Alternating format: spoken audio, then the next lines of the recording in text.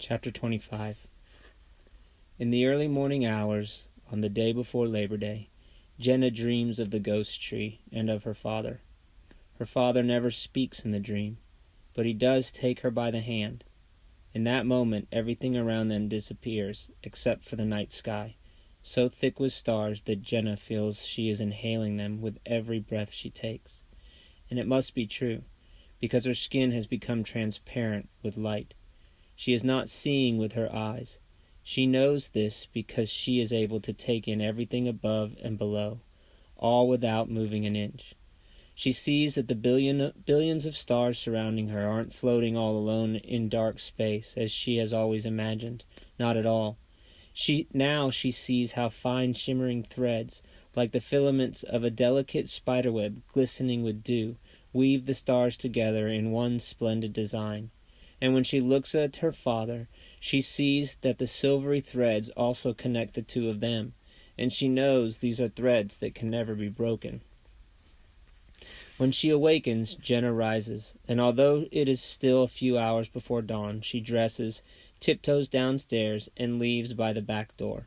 She goes to the garage to find her bike. It has been a while since she last rode it, and it wobbles beneath her for a few blocks. Her house is on a hill. She has forgotten how difficult it is to pedal up the steep incline, and now grunts and groans her way upward. She is pedaling for dear life. She is pedaling her way to the great swamp. Overhead, the stars look as they always have, but Jenna isn't fooled, because even though her eyes tell her otherwise, she knows now that some things can be seen only with the heart. Michael is also awake. He has been awake most of the night. He knows what he must do, but it terrifies him. Still, he cannot go on as he has the last 2 months. The deception must end, and only he can end it. He understands now that he has been carrying the stone in his throat all this time, and he hasn't swallowed it at all, and he is drowning. At the pool earlier in the day, he thought about what he would say to the police. He thought about going to the station right from work, but he went home instead. He is a coward, and he hates himself for it.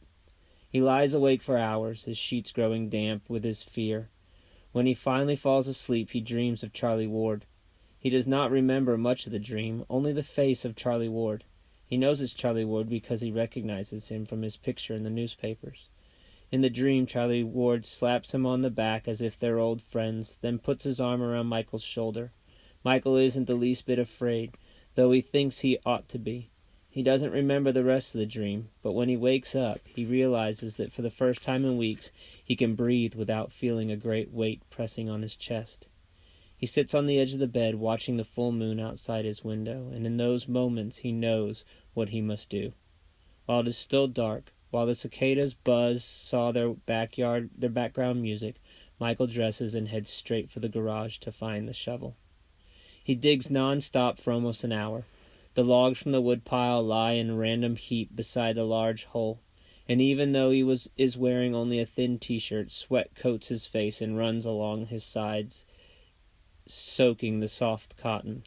The cool night air ripples in chilling waves across his skin whenever he stops to take a breath.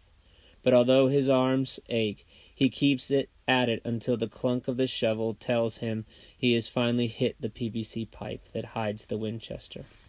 He does not bother to fill the hole or restack the wood. It's not important. He will tell them where he hid the gun during those long weeks, and they will come to this spot and see for themselves. He doesn't even bother to wipe the dirt from his hands or from the PVC pipe, but he does unseal the end caps and remove the rifle. And when he holds the gun in his hands for the first time since the night he buried it, he expects to feel the same wave of nausea he felt the last time he held it. But it doesn't come. Instead, he feels a strong sense of purpose.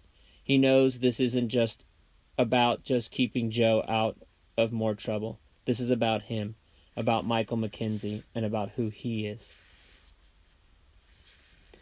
Then, without turning on the ignition, he pushes his father's Honda to the end of the driveway and onto the street.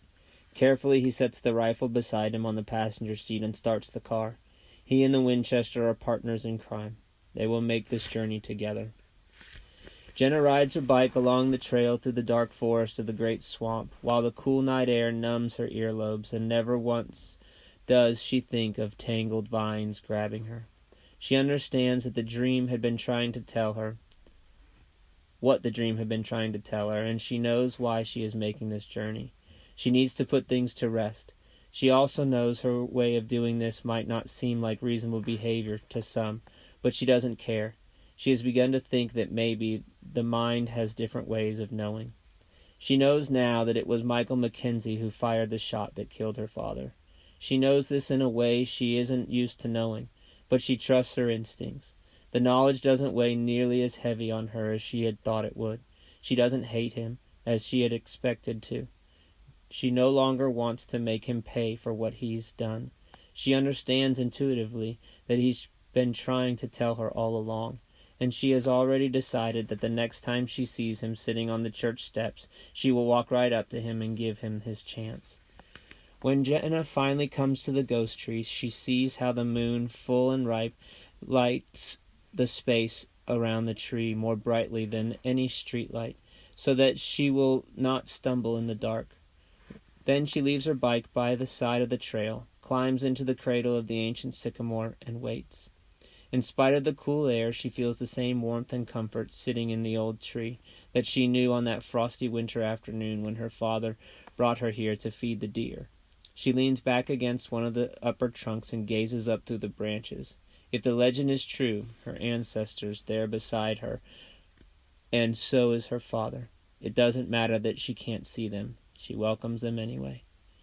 She understands that her mind has been trying to show her a way in which to begin to heal herself. That is what the dreams have been about. They have reminded her of a place that she shared with her father, a place that held a special meaning. On this night she will see her father again. She will tell him how much she misses him, how she wishes she could have saved him from what happened. She needs to tell him these things. She needs to let go. And perhaps the ancient ones will dance around her, chanting their wisdom. But most of all, she wants to believe, as she huddles closer to the tree, that this place, as her father once told her, is a place of healing. Michael drives down Main Street. Fluorescent lights spill their cold white glow through the store windows onto the sidewalks outside. He can't take his eyes off the metal gates that protect the storefronts. They remind him of steel prison bars, and his body shudders involuntarily. He turns up Jenna Ward's street. His plan is to wait on the church steps until morning, and then he will knock on her front door.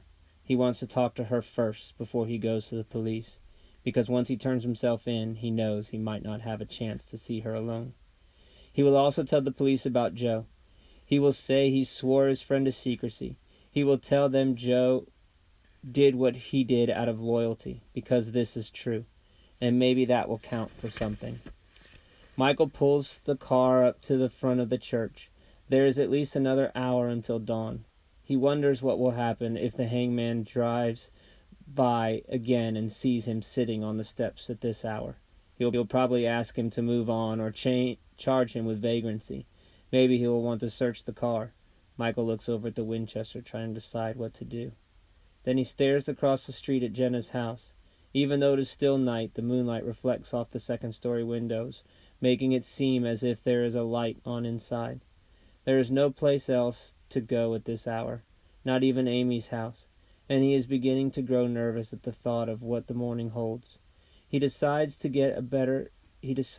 is better just to drive around for a while. It will keep his mind occupied. The last thing he wants to do is back out. He has to get through this somehow. That's when he remembers the ghost tree. When he gets to the great swamp, Michael parks the car in the lot by the information center. Then he takes the rifle and follows the trail that leads to the ghost tree. He knows why he has come. He is testing his courage. The moonlight, brighter than he had ever remembered, lights his way along the path as dark shadows leak from tree stumps like oil spills. In the background, he hears the owls calling to each other. Their mournful hoots echo as far as the sound will carry.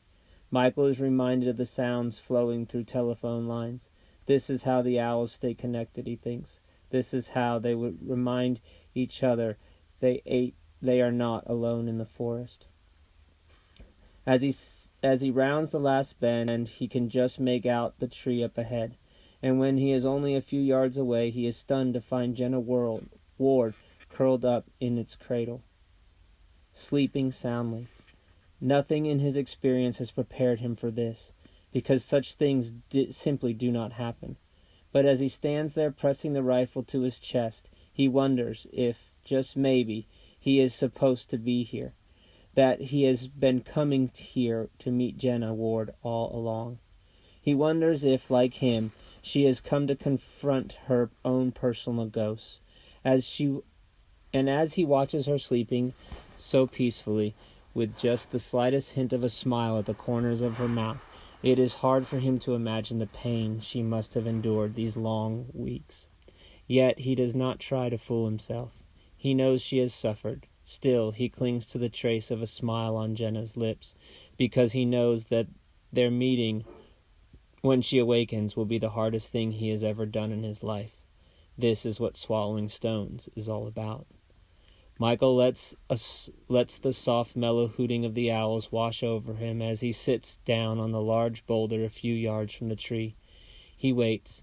The rifle lays across his knees like the gift he intends it to be. Then, worried that it might alarm Jenna, he lays the gun on the ground behind the rock. For this is the only thing he has left to give, the truth, and Jenna Ward will be the first one to hear it.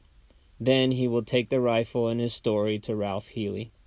Michael is glad that it is almost dawn. He wants them to meet in daylight, so that Jenna can see his face. He owes her that. As he waits, he begins to think that maybe coming to this place isn't about old legends or proving how brave you are. Maybe it's about facing the things that haunt you. So, as the early morning sunlight sends its first rays across the horizon, Michael keeps watch over Jenna, just as he did on those other evening vigils when he sat across from her house on the church steps. Only this time, when she awakens, he will be there waiting.